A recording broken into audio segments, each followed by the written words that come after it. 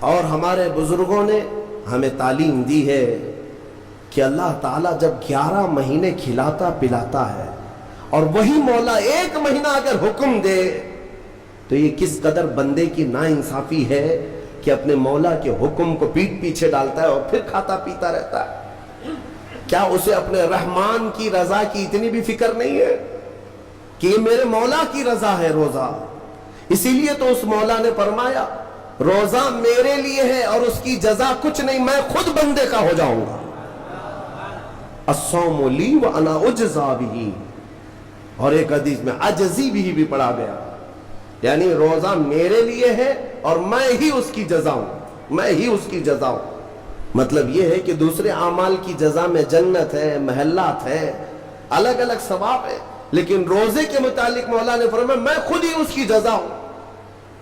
تجھ سے تجھی کو مانگ کر مانگ لی ساری کائنات، جس کا خدا ہو گیا اس کی ساری کائنات۔ میرے عزیزوں، اللہ تبارک و تعالیٰ اگر کسی بندے کا ہے تو پھر اس کے کیا کہنے؟ اچھا، ایک اور اس میں حکمت یہ ہے، روزہ جو رکھا جاتا ہے یہ بندے اور اللہ کے بیچ کا راز ہے، دوسرے کسی کو پتہ نہیں۔ میرا روزہ آپ کو نہیں معلوم، آپ کا روزہ مجھے نہیں معلوم۔ چہرہ دیکھ کر کے کچھ بھی کہا جا سکتا ہے، ہاں چہرہ دیکھ کر کسی کا روزہ پتہ چلے گا؟ آپ کل سحری کر کے نیت کر کے روزے سے آئے ہیں، کسی کی پیشانی پہ تو لکھا نہیں ہے کہ یہ روزے دار ہے، آپ نے کہا ہم نے مان لیا، لیکن حقیقت کیا ہے یہ تم جانو گے، اللہ ہی جانے گا۔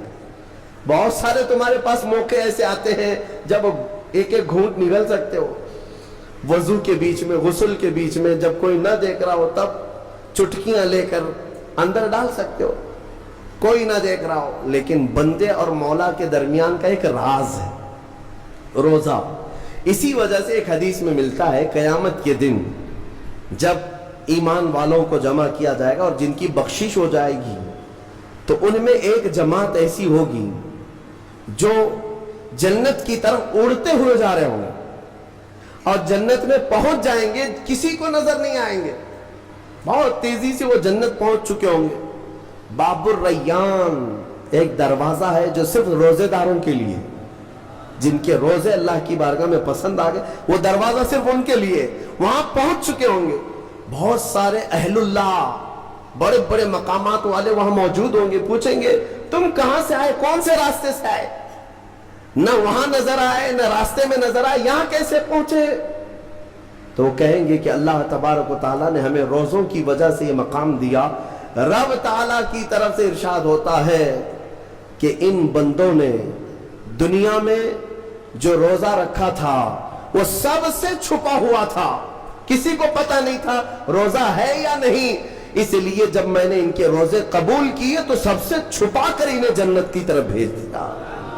وہاں پر بھی یہ جزا دی گئی۔ ایک صحابی حضور کی بارگاہ میں آئے، جوان تھے، کہا کہ یا رسول اللہ صلی اللہ علیہ وسلم جوان ہو چکا ہوں، شادی کی عمر ہے لیکن شادی کرنے کی طاقت نہیں، مال نہیں، اسباب نہیں، کیا کروں؟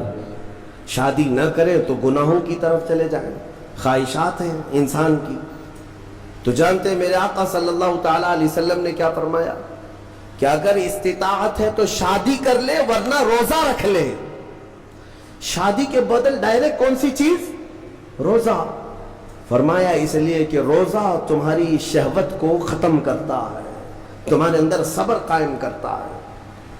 عزیزان گرامی، حدیث پاک کا یہ مفہوم میں آپ کے سامنے رکھ رہا ہوں۔ تربیت میں میرے آقا نے ان نوجوانوں سے کہا جن کی شہوت غالب ہے، جو گناہوں کی طرف زیادہ جا سکتے ہیں، ان کے لیے فرمایا گیا وہ روزہ رکھیں، کنٹرول میں رہیں گے۔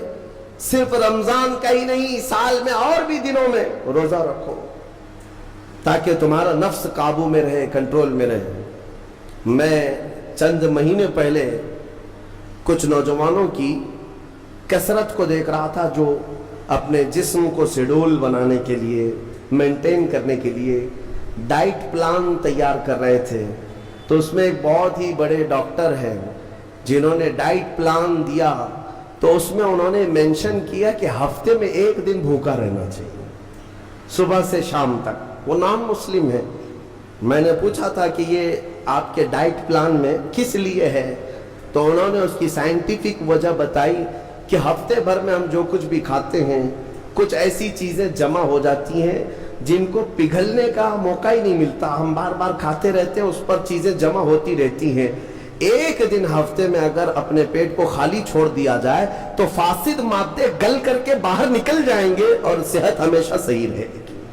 یہ دنیا کہہ رہی ہے میرا مولا بغیر حکمت کے کوئی چیز تم پر فرض نہیں فرماتا۔ جس نے ہمارے جسموں کو بنایا، جس نے ہماری روح کو بنایا، وہی زیادہ بہتر جانتا ہے کہ ہمارے حق میں کیا چیز اچھی ہے۔ اس لیے اے میرے عزیزوں، اب ان نفس کے خلاف جو باتیں میں نے عرض کی ہیں، نوجوانوں آج تمہارے لیے نہیں پوری زندگی کا سب سے بڑا چیلنج ہے، سب سے بڑا چیلنج۔ جو اپنے نفس امارہ سے بچ گیا وہ صحیح سلامت دنیا سے چلا گیا، ورنہ موت کے وقت بستر پر روح نکلنے سے پہلے بھی نفس امارہ بہکاتا ہے۔ یہ شیطان کا قریبی دوست ہے، یہ دونوں کی سانٹھ گانٹھ ہے۔ نفس کی اور شیطان کی دوستی بہت گہری ہے، بہت گہری ہے۔ اسی لیے تو شیطان جاتا ہے تو نفس اس کا کام کرتا رہتا ہے، دونوں مل کر کے انسان کو تباہ و برباد کرتے ہیں۔ لیکن اس کے باوجود اگر آپ بچے ہیں تو یہ اللہ کا فضل ہے تم پر۔